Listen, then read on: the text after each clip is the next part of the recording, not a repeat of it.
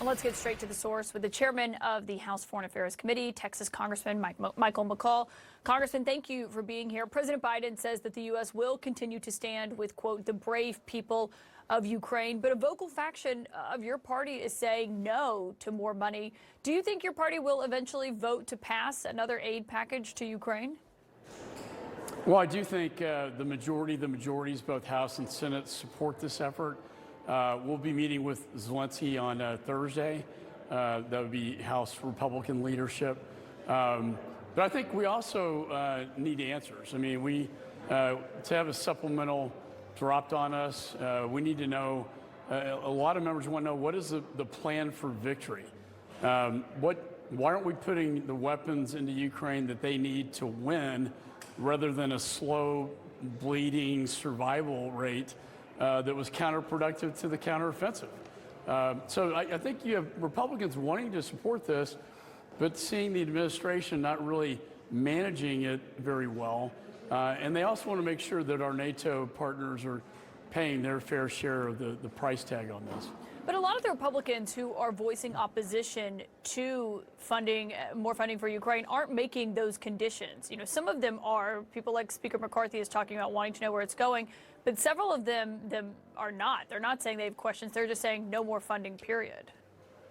Right, and I think that's still not in the majority. But I will say that I think it is in our national security interest for Ukraine to win. But we need to see a plan, and perhaps Congress should be drafting the plan for victory.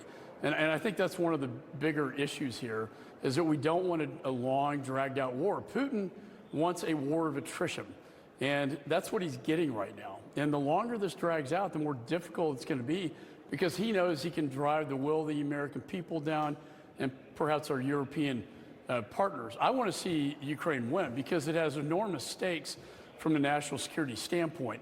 It will directly impact how Chairman Xi and China views Taiwan. So now we have the largest invasion in Europe since World War II, greatest threat to the Pacific. And if we don't get this right, we're going to find ourselves having to commit U.S. troops, which so far we haven't had to commit one U.S. soldier. Well, given that, Congressman, when Speaker McCarthy was asked today about committing to another round of funding, this was his answer. Is Zelensky elected to Congress? Is he our president? I don't think I have to commit anything. I have questions for him.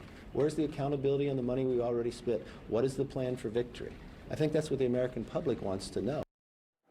You're talking about the majority of the majority supporting this. I mean, does that sound like a House Speaker to you who does want to pass more funding for Ukraine? Well, the Speaker, I know, supports our efforts in Ukraine, but he's raising questions that we hear from our conference, all the time. And I think, we're going to meet with Zelensky. I certainly support, this effort, but I think as this war drags out, there are more and more questions from our members about what is the plan for victory. Why aren't you putting the weapons in necessary to win rather than to just survive?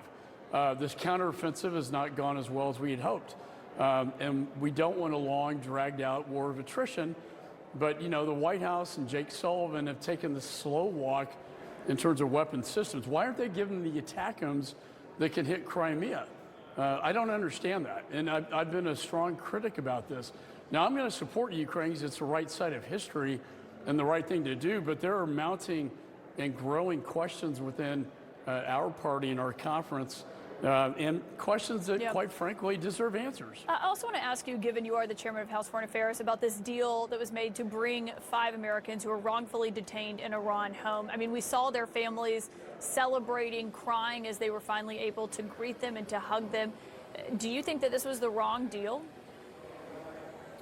That's what we're worried about, is because, well, first of all, to unleash and unfreeze, freeze up these sanctioned assets, $6 billion to the largest state sponsor of terror. The JCPOA under Obama was only $500 million. Now we're pouring $6 billion into the Islamic Republic of Iran, that they will then, and I was told for humanitarian purposes only, but now we heard from the president of Iran that it's going to be used for any purpose they want. That would include their terror proxies. whether it be Hezbollah, Hamas, Shia militias, all throughout the Middle East. And since that time, you've seen Iran kick out a third of the IAEA, that's the International Atomic Energy Agency's inspectors out of Iran. And now the Saudis are questioning whether they should be doing this deal with Israel. It's having a direct impact. And Caitlin, to be honest with you, our chief negotiator, Mr. Malley, now is under investigation for the mishandling of classified documents. And we still haven't gotten to the bottom of that. So there are a lot of unanswered questions. On the assets themselves, I mean, they're frozen Iranian assets that were in South Korea that they're essentially unfreezing. It's not like it's U.S. money that is going to this. And the White House says they will have a strict oversight of it. But I do want to ask you, because all of this is part of, separate from Iran, but back to Ukraine when we're talking about that, what we're seeing happening where you are on Capitol Hill right now, this fight over funding the government. I mean, House Republicans today were even voting against their own defense bill. Is all of this, all of the fight that is happening over spending and funding the government really worth jeopardizing service members' paychecks? No, I don't think so. I agree with you. I think in the 20 years I've served in Congress, I've never seen the rule brought down on a defense appropriations bill. I think it's disrespectful to our active duty, to our veterans and our current service members. They deserve better than this from Congress. It's a good bill. And you know who's enjoying this more than anybody, Caitlin, is Chairman Xi in China. He often says to the President Tsai of Taiwan, or he says it to us, democracy doesn't work. Democracy is a failure. I can make a decision like that, and I am more effective than democracy. And what I worry about is we just proved him right with this vote today, taking down the rule on a defense appropriations bill that is desperately needed.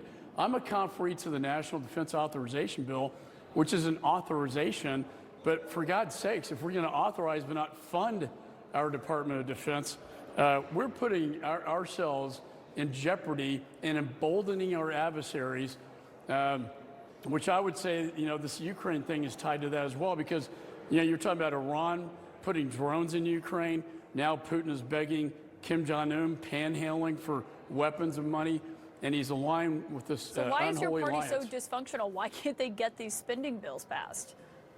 It's a handful.